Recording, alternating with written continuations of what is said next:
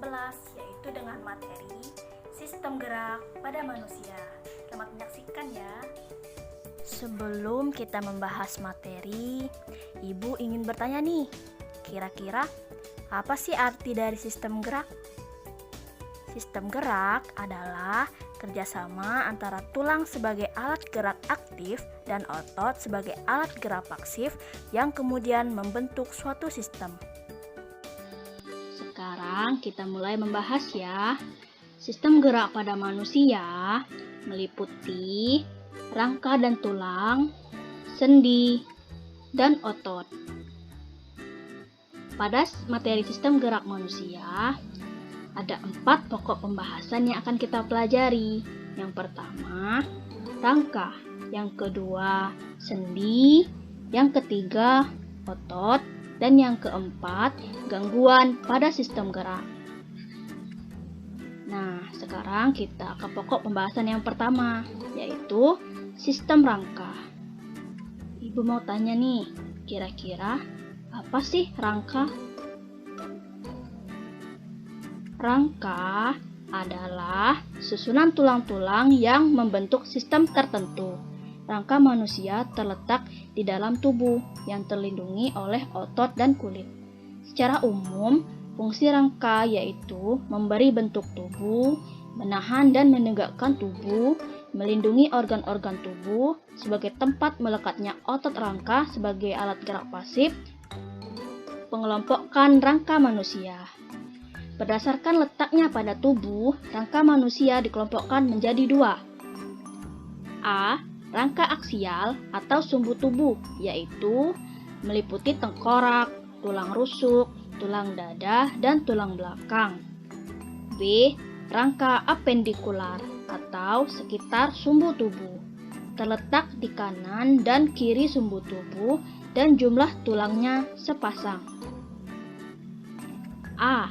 Rangka aksial yang meliputi tengkorak, muka, ruas-ruas tulang belakang, tulang dada, dan tulang rusuk. Yang pertama, tulang tengkorak yang terdiri dari tulang tempurung kepala, tulang dahi, tulang kepala belakang, tulang ubun-ubun, tulang tapis, tulang baji, dan tulang pelipis. Yang kedua, tulang muka. Tulang muka terdiri dari tulang hidung, tulang langit-langit, tulang air mata, tulang rahang atas, tulang rahang bawah, dan tulang pipi. 3. Tulang belakang atau vertebra yang terdiri dari 26 ruas atau biasa disebut 33 tulang. 24 ruas vertebra terdiri atas 7 vertebra cervicalis, 12 vertebra dorsalis, 5 vertebra lumbalis, 1 sakrum berjumlah 5, dan 1 koksigea berjumlah 4. 4. Tulang dada atau sternum yang terdiri atas hulu atau manubrium, badan atau korpus, tajuk pedang atau sipoid processus. Yang kelima, tulang rusuk yang berjumlah 12, yang terdiri dari tulang rusuk sejati berjumlah 7, tulang rusuk palsu berjumlah 3, dan tulang rusuk melayang berjumlah 2. B. Rangka apendikular yang meliputi tulang-tulang lengan, tulang telapak tangan, telapak kaki, pinggul, dan bahu. 1. Tulang anggota gerak atas. A. Tulang gelang bahu yang terdiri dari tulang selangka dan tulang belikat. B. Tulang lengan atas. C. Tulang lengan bawah yang terdiri dari tulang hasta dan tulang pengumpil. D. Tulang pergelangan tangan. E. Tulang telapak tangan. Dan F. Jari-jari tangan. 2. Tulang anggota gerak bawah. A. Tulang pinggul yang terdiri dari tulang usus atau ilium, tulang duduk atau ischium, tulang kemaluan atau pubis, lekukan pada pinggul atau acetabulum. B. Tulang paha yang terdiri dari tulang kering, tulang betis, tulang tempurung lutut, tulang pergelangan kaki, tulang telapak kaki, dan jari-jari kaki. Bentuk tulang pada manusia.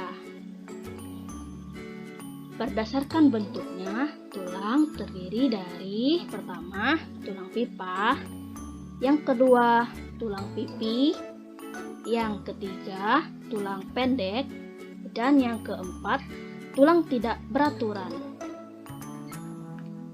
Tulang juga ada loh jenisnya. Yang pertama yaitu rawan atau kartilago. Tulang rawan bersifat lentur, tersusun atas sel-sel tulang rawan atau kondrosit yang mensekresikan matriks atau kondrin berupa hialin atau kolagen. Yang kedua, tulang keras atau osteon. Tulang sejati atau yang sering disebut tulang tersusun dari sel-sel tulang yang sangat kompak pada permukaannya. Sel-sel tulang banyak mengandung matriks yang terdiri dari senyawa kalsium dan fosfat yang mengakibatkan tulang itu menjadi keras. Pokok pembahasan yang kedua yaitu sendi. Sendi atau artikulasi adalah hubungan antar tulang yang memungkinkan terjadinya gerakan. Komponen penyusun sendi ada 4. Yang pertama, kapsul sendi, yaitu lapisan serabut yang melapisi sendi dan membentuk persendian. Yang kedua, ligamen, yaitu jaringan ikat yang mengikat ujung tulang dengan persendian. Yang ketiga, minyak sinovial, yaitu pelumas sendi yang terdapat pada sendi. 4. Rawan hialin, yaitu jaringan tulang rawan yang membentuk sendi. Sendi terbagi menjadi 3, yaitu sinartrosis, amfiartrosis, dan diartrosis. Yang pertama, sinartrosis atau sendi mati adalah persendian yang memungkinkan terjadinya gerakan. Macam-macam sinartrosis ada 2. Yang pertama, sinartrosis simfibrosis, yaitu sinartrosis yang dihubungkan oleh jaringan ikat fibrosa. Contoh, pada antar tulang tengkorak atau sutura. Yang kedua, sinartrosis psikondrosis, yaitu sinartrosis yang dihubungkan oleh jaringan ikat tulang rawan. Contoh, pada antar ruas tulang belakang, tulang dada dengan tulang rusuk. Yang kedua, ada amfiartrosis, adalah persendian yang hanya memungkinkan terjadinya sedikit gerakan. Macam-macam amfiartrosis ada 2. Yang pertama, amfiartrosis simfisis yang dihubungkan oleh jaringan ikat fibrosa yang pipi. Contoh, pubis simfisis pada gelang panggul dan antar ruas tulang belakang. Yang kedua, amfiartrosis sindemosis dihubungkan oleh jaringan ikat fibrosa dan ligamen. Contoh, pada tulang betis dan tulang kering. Yang ketiga, diartrosis adalah persendian yang memungkinkan terjadinya gerakan yang lebih leluasa. Macam-macam diartrosis ada 6. Yang pertama, sendi engsel. Bila 2 ujung tulang yang bergerak membentuk lekukan, gerakan ini berporos 1. Contohnya, pada hubungan tulang pada lutut, siku, dan tulang jari-jari. Yang kedua, sendi pelana. Bila kedua ujung tulang membentuk sendi seperti pelana, berporos 2 dan dapat bergerak lebih bebas seperti gerakan orang naik kuda. Contohnya, sendi pada ibu jari, sendi antar metakarpal dan karpal. Yang ketiga, sendi putar. Bila ujung tulang yang satu bergerak mengitari ujung tulang yang lain, hubungan ini memungkinkan adanya gerakan rotasi atau memutar berporos 1.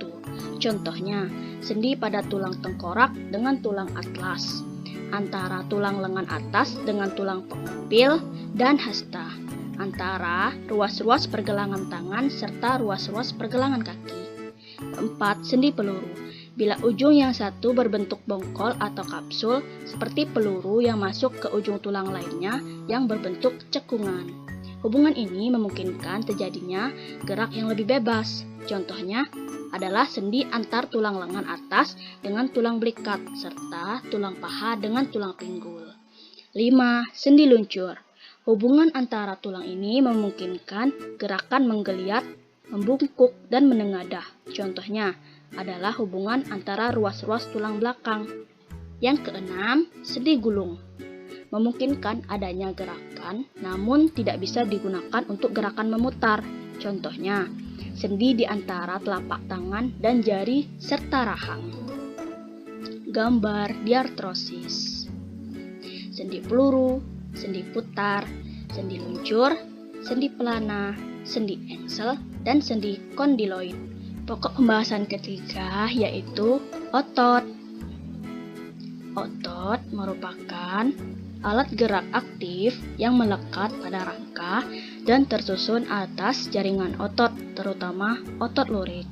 Struktur otot yang meliputi bone, epimysium, perimysium, endomysium, nuklei, myofibril, sarcolemma, fascicle, blood vessel, dan tendon.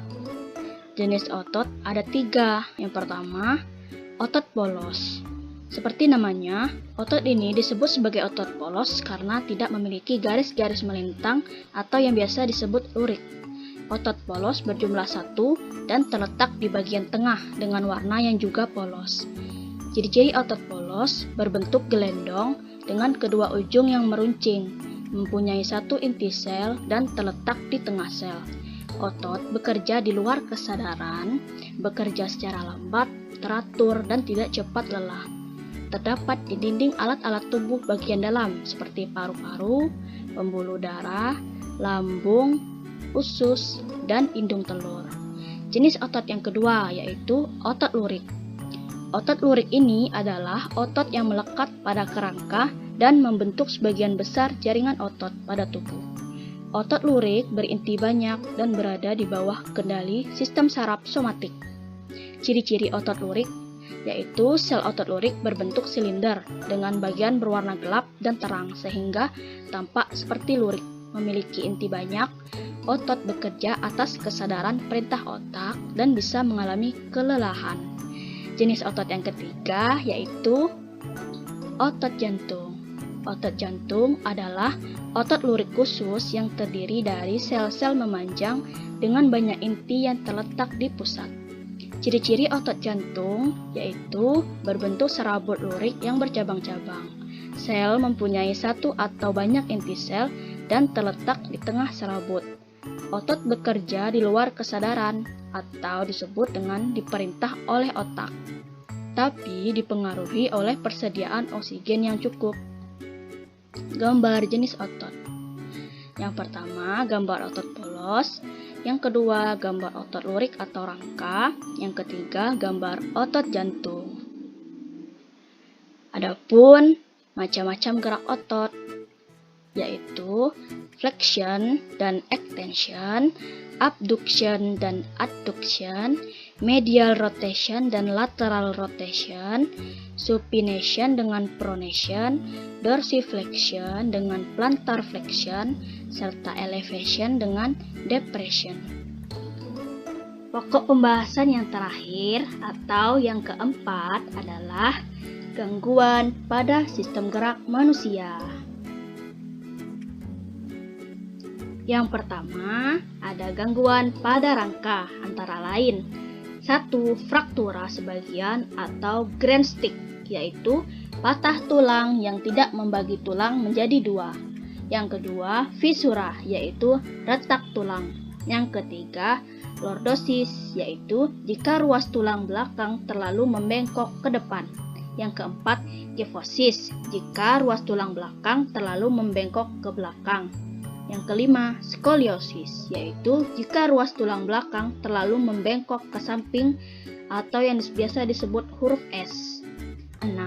Rakitis, yaitu kurangnya vitamin D sehingga osifikasi terhambat. Penderita biasanya memiliki kaki menyerupai huruf X atau O. 7. Osteoporosis, yaitu penurunan massa tulang pada usia lanjut karena lambatnya osifikasi dan reabsorpsi materi penyusun tulang. Yang kedua yaitu gangguan pada sendi, antara lain yang pertama dislokasi, yaitu pergeseran sendi akibat sobeknya ligamen. Yang kedua ankilosis, yaitu persendian tidak dapat digerakkan karena seperti menyatu dengan tulang. Yang ketiga artritis, yaitu peradangan pada sendi akibat osteoartritis atau penipisan tulang rawan, artritis eksudatif yang disebabkan oleh kuman, artritis sika yang disebabkan kekurangan minyak sinovial, artritis reumatoid atau yang disebabkan penumpukan asam amino purin atau asam urat. Yang ketiga, gangguan pada otot, antara lain atrofi, yaitu penurunan fungsi otot karena mengecil sehingga tidak dapat berkontraksi. Yang kedua, hipertrofi, yaitu pertumbuhan dan perkembangan otot yang berlebihan sehingga diameter serabut-serabut otot membesar. Yang ketiga, tetanus, terjadi akibat serangan bakteri Clostridium tetani yang menyebabkan otot terus-menerus berkontraksi. Yang keempat, miastenia gravis, yaitu melemah dan lumpuhnya otot akibat gangguan sistem imun. Baik, itulah yang dapat saya sampaikan mengenai materi sistem gerak pada manusia. Semoga bermanfaat ya. Wassalamualaikum warahmatullahi wabarakatuh.